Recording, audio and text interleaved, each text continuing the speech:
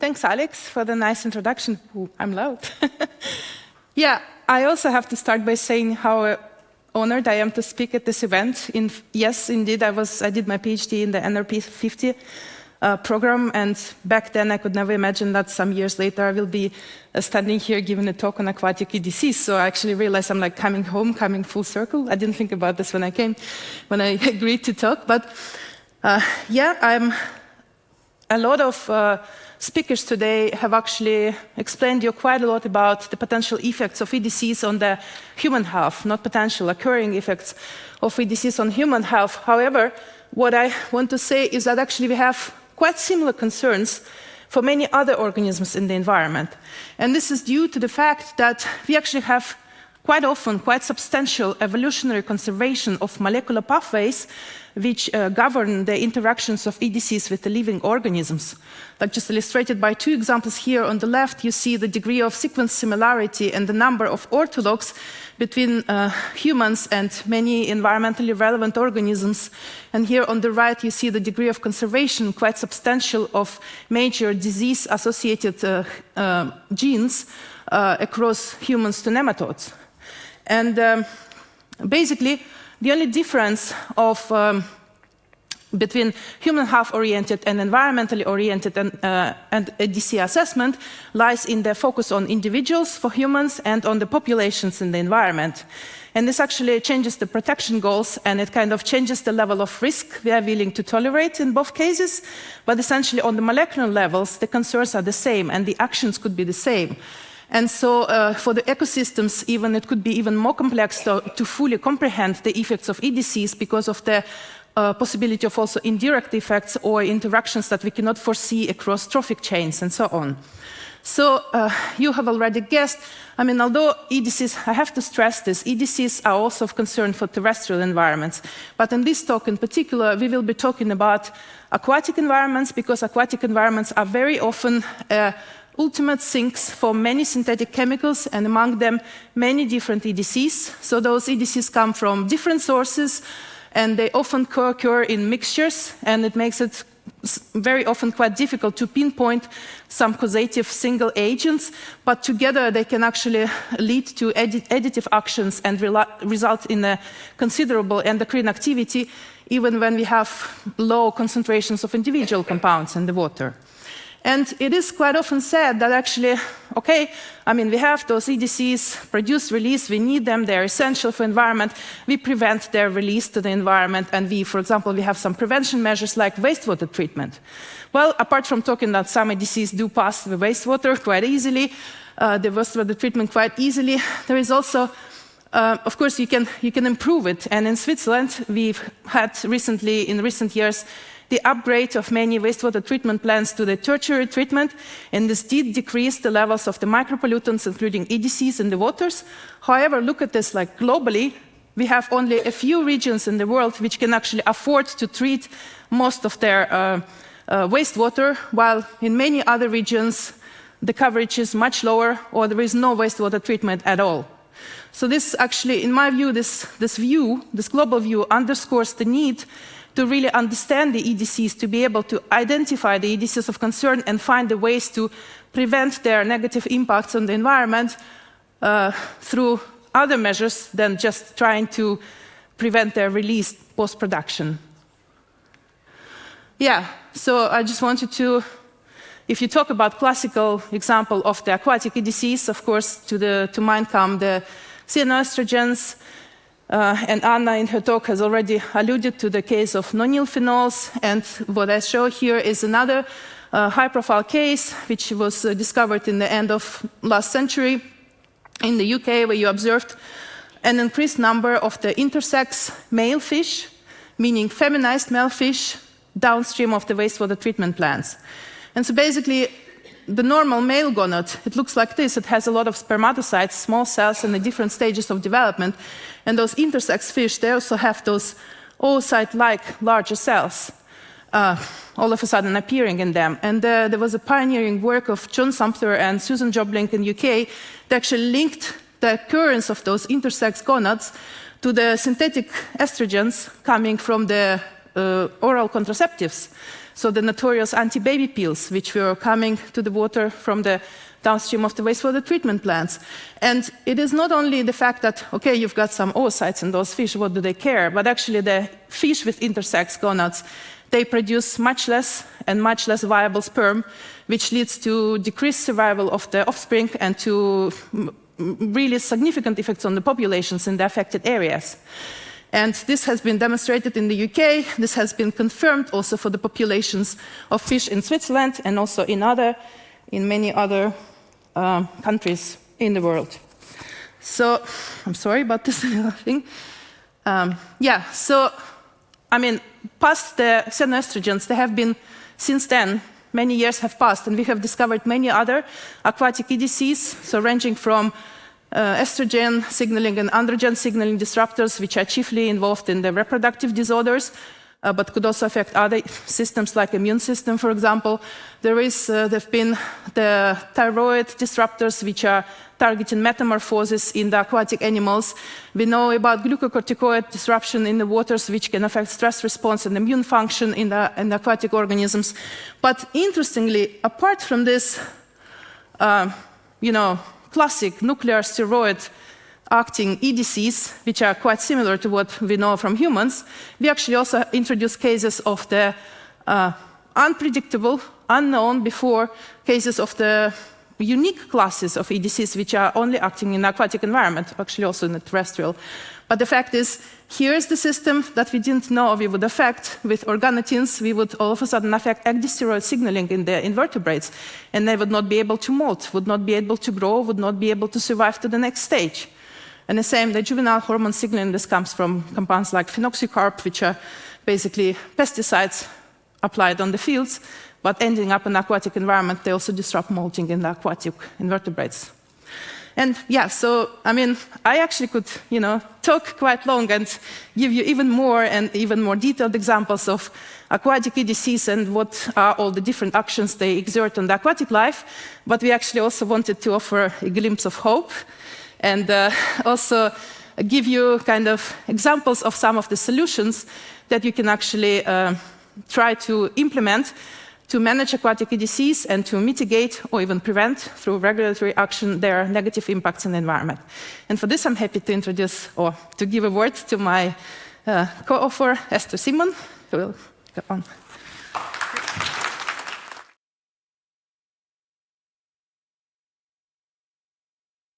Yeah, hi everyone also from my side. So the expectations are high, thanks to you, Ksenia.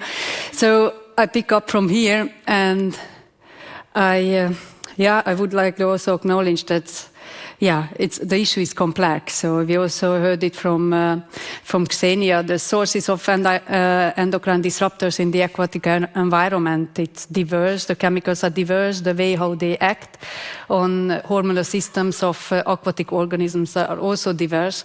So given the complexity of the issue, we could already assume that it's not an easy task to regulate or manage environmental EDCs in the aquatic environment.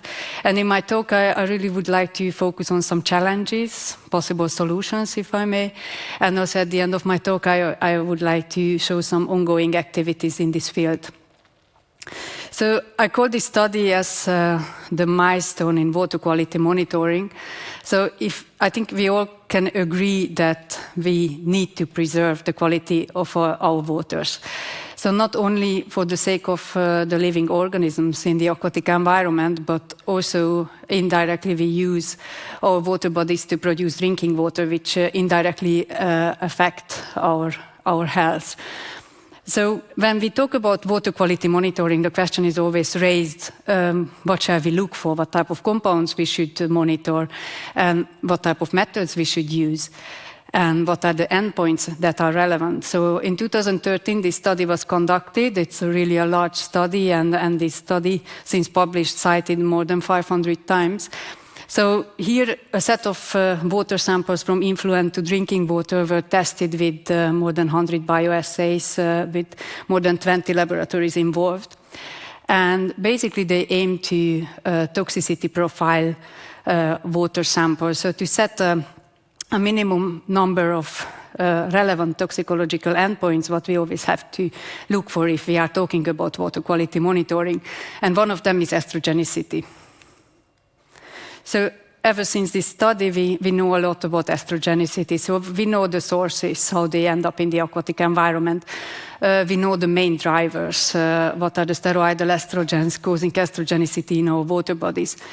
And also the European Water Framework Directive recognized this issue. So shortly a bit about the Water Framework Directive.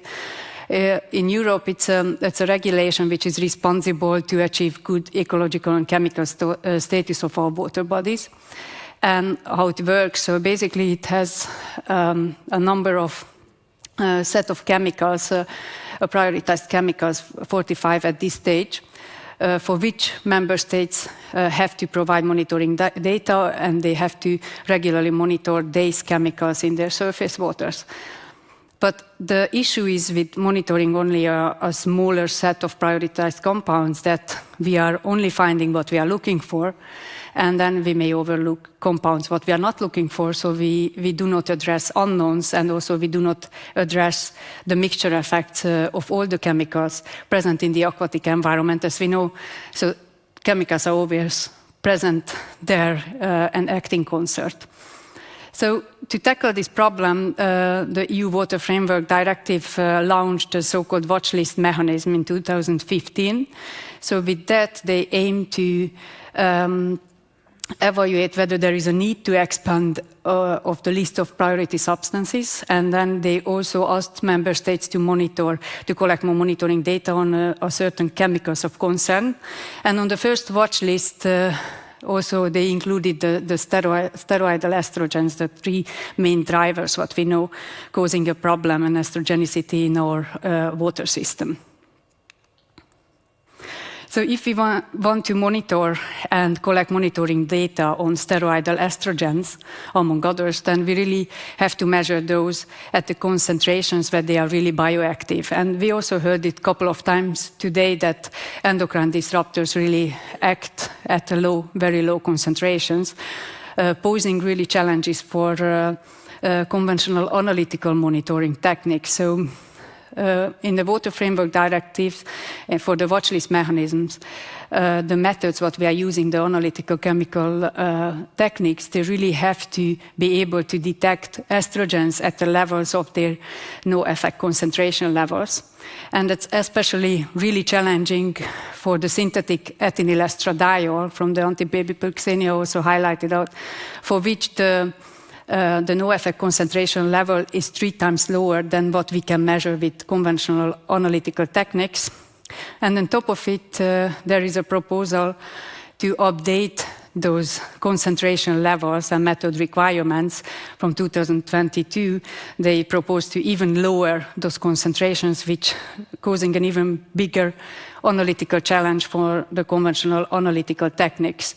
So to tackle this problem, we believe that in vitro bioassays, effect-based monitoring tools could be a good tools to overcome this issue. So one may argue that, yes, bioassays are great, but they cannot really distinguish between chemicals causing an effect, but yet they can measure and identify problems. So they can identify that estrogenicity could be found in waters, and it's worth to look more deeply into that once it's identified.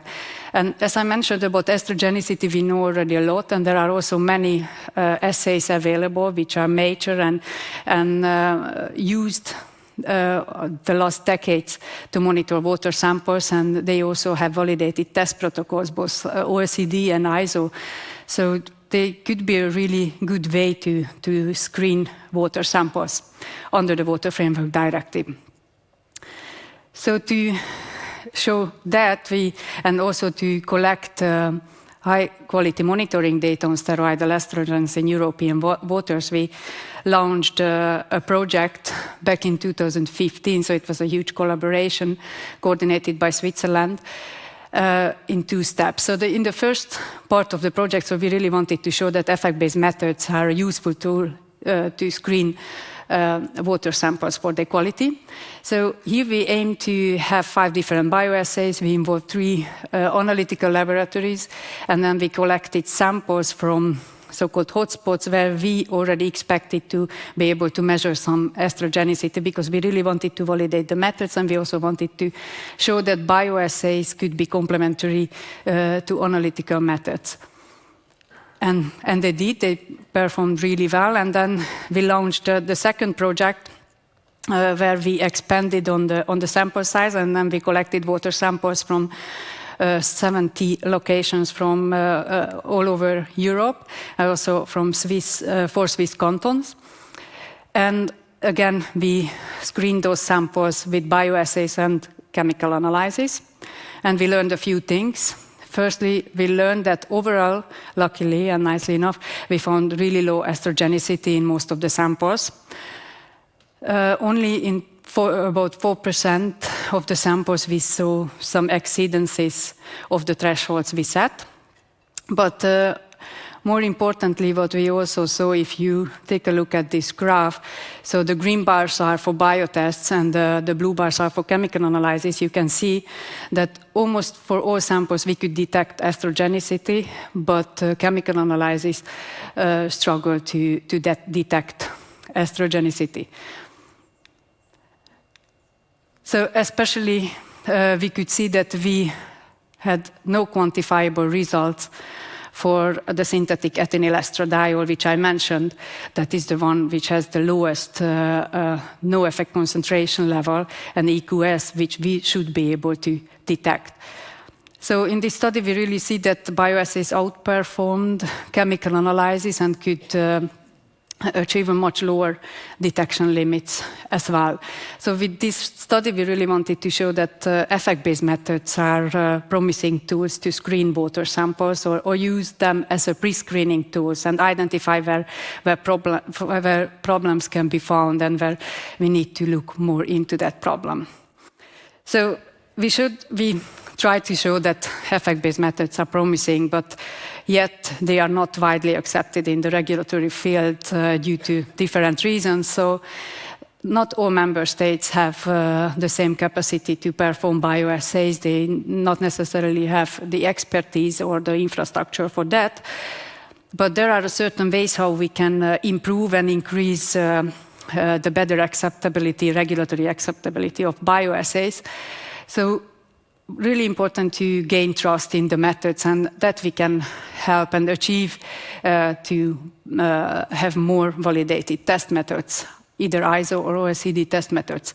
Also really important to perform such case studies, dissemination studies, what we did for the watchlist mechanisms under the Water Framework Directive to conduct monitoring studies. We also monitored effluent water samples from Switzerland using 3 ISO standardized estrogenicity bioassays, and we could show that they worked really well for this type of samples and then showed comparable results.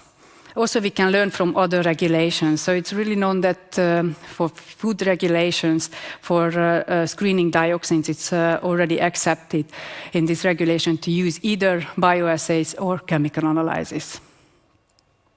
And then, there is still a lack of confidence in results interpretation and results communication of bioassays.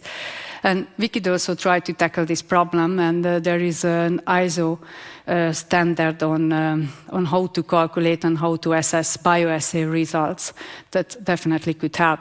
And once we use bioassays and we measure a certain response or a certain response, then it's also always the question raised, so what does it mean for the regulatory perspective? Do I need to have actions taken? So it's really important to derive thresholds for certain biological endpoints. And with that, I really want to show you an ongoing project, because there are many studies right now ongoing which are trying to develop thresholds for certain endpoints. And in this study, we build up on an OECD guidance document, and it proposes an approach how we derive threshold levels. And why I wanted to show this project, because in this project for estrogenicity endpoints. We used all these steroidal estrogen monitoring studies from the EU to build up on this case and try to develop threshold values on real-life results and water samples. So without going into the details, the approach is a so-called traffic light approach. We try to develop thresholds at levels from no concerns to concerns, or to that levels that trigger concerns on actions. And in case of the estrogenicity case study, what I mentioned, we managed to derive threshold values for 5 different estrogen receptor transactivation assays. And as a product of this project, we are going to have a guiding principle document, hopefully ready to be published and disseminated next year. And with that, I also would like to draw your attention to 2 recent studies from last year, which are also dealing with the same issue, showing that effect-based methods are great methods, but still there are some barriers why they did not set foot in certain regulations, especially in water quality regulations. So those are 2 good studies dealing with these questions. And as the last part of my talk, I also would like to talk about a few developments in the European Union and in the EU in general. So to help consumers recognize that they may have chemicals with endocrine disrupting properties in their products, there is a new hazard. There are new hazard classes are introduced by the European regulation. So for both human health and environment. And following those developments, the global harmonized system of classification and labeling chemicals also following up on these developments and mandated the OECD to evaluate whether the current global harmonized system is able to identify endocrine disruptors. So this work of the OECD working group is ongoing from Switzerland. Anne-Laure Demier from the Federal Office for Public Health and myself are partaking in the work of this OECD group.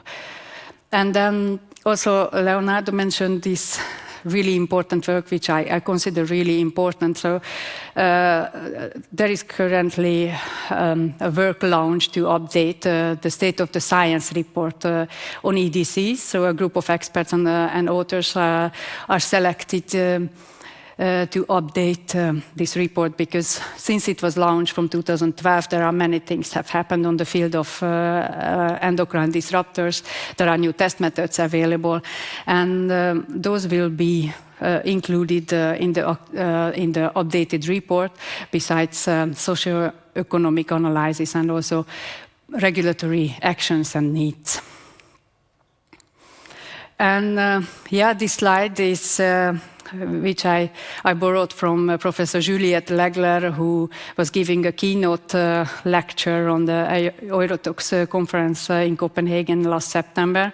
And I found it really nice how she captured all these movements over the last 3 decades in the endocrine disruption science and policy in the European Union. It's quite similar to Anna Sotto's slide, but it's really focusing on Europe.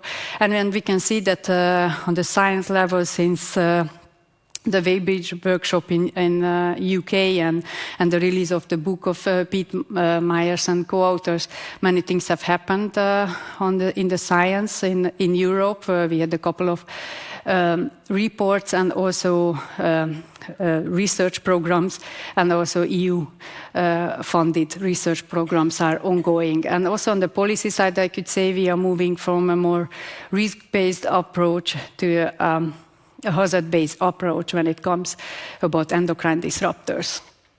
And with that, I am coming to the end. I can imagine so many of you would think it's moving forward slowly. But given the complexity of the issue, focusing only on the aquatic environment, we can see that the issue is fairly complex. And I have been choosing to talk to you about estrogenicity because for the aquatic environment, that's the endpoint about what we know the most and where we also reached a certain, or could achieve a certain things. So here I also really wanted to emphasize that for these specific endpoints in the aquatic environment, effect-based tools are really a great and promising tools to be applied, and regulation is aware of the problem. And yeah, with that I would like to thank you all for your attention, and also the partners who were participating in this project. Thank you so much.